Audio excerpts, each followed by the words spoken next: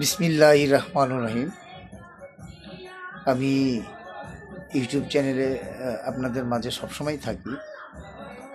তো আমি দীর্ঘদিন যাবৎ অসুস্থ, বর্তমানে অসুস্থ। আর যে ঠান্ডা পড়েছে, এই ঠান্ডাতে আসলে মানুষকে ঘরমুখী করে ফেলেছে অলরেডি, প্রচণ্ড ঠান্ডা। তো আমি চাইবো যেন ঠান্ডার যেন এড়িয়ে চলে আর কি। তো আমার আজকে সমসাময়িক বিষয় হচ্ছে 55, বিষয় হচ্ছে সাংবাদিকের স্বাধীনতা। সাংবাদিকের স্বাধীনতা। আমি ছোট একটা পত্রিকায় কাজ করি, তবে দীর্ঘদিন যাবৎ কাজ করি আমি।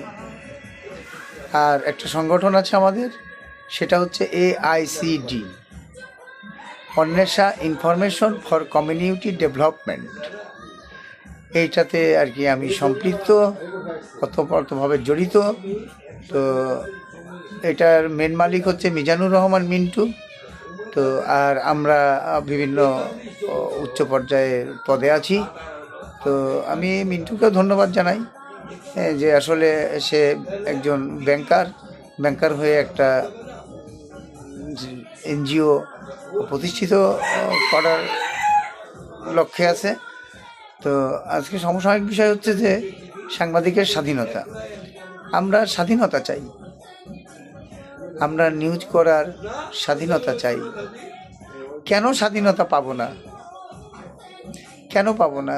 আমরা সত্য কথা লিখতে যাই যদি আমরা হ্যারাসমেন্ট হই, আমরা সত্য কথা লিখতে যাই যদি মার খাই, আমরা সত্য কথা লিখতে যাই যদি নিজেকে বিপদে পড়তে হয়, তাহলে সাংবাদিকতার মানটা কোথায় থাকলো? সাংবাদিকতার যে একটা মান আছে, ডিমান্ড আছে, ওয়েট আছে, তার একটা ইজ্জত আছে, সেটা কোথায় থাকলো? হ্যাঁ, ম্যাক্সিমাম সাংবাদিকই গরিব, টাকা পয়সা কম। তো একটা নিউজে যদি যাই, দেখা যাচ্ছে যে নিউজটা করলো, সেটা ধামাচাপা দেওয়ার জন্য হয়তো একটা কিছু বললো যে তুমি নিউজটা করো না, করলে তোমার না করলে তোমাকে কি করতে হবে এরকম একটা বিষয় চলে আসে। তো সেই আশাটা আর কি অচিরেই গ্রহণ করে নেয়। কেন?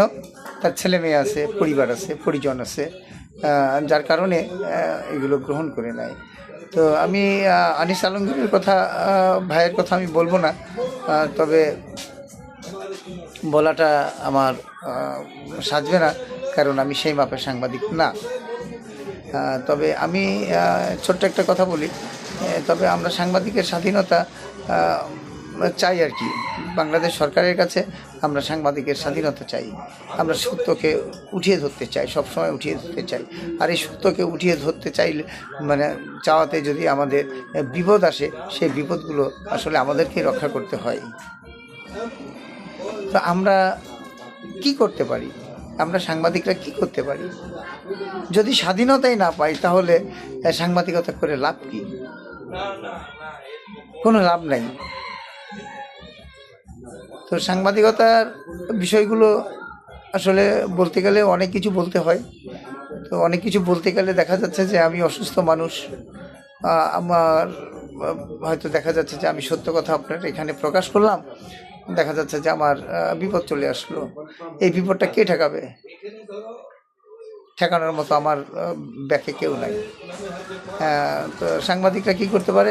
হয়তো দেখা যাচ্ছে যে 2 দিন রাস্তায় নেমে একটা করতে পারে, প্রতিবাদ করতে পারে। তো প্রতিবাদে যদি না শোনে, তাহলে সাংবাদিকতা করার কোনো লাভ নেই। প্রতিবাদ এখন শুনছে না, এখন সাংবাদিকতার কলম বন্ধ হয়ে গেছে, সাংবাদিকতার সত্য কথা বন্ধ হয়ে গেছে। তো যাই হোক, সাংবাদিকতা নিয়ে অনেক কিছুই বললাম, ভুল ত্রুটি হলে ক্ষমা করে দিবেন। আল্লাহ হাফেজ।